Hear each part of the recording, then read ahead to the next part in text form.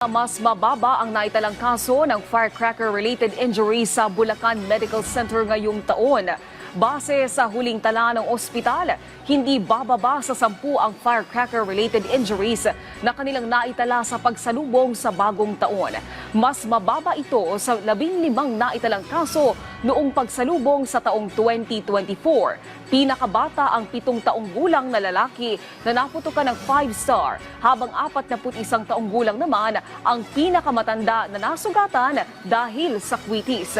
Samantala, naging alerto ang pamunuan ng Bulacan Medical Center sa paghahanda ngayong bagong taon, alinsunod na rin sa mandato ng Department of Health na mabilis at maayos sa serbisyo ng mga ospital sa pagsalubong ng 2025.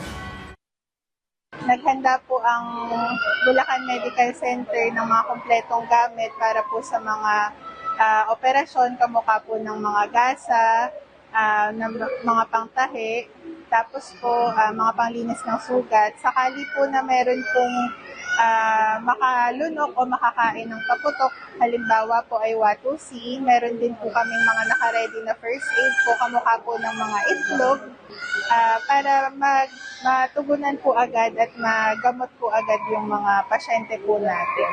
Sakali naman po na may malaki pong mga sugat o operasyon na kailangan, ang major po na operating room complex po namin ay nakahanda rin po.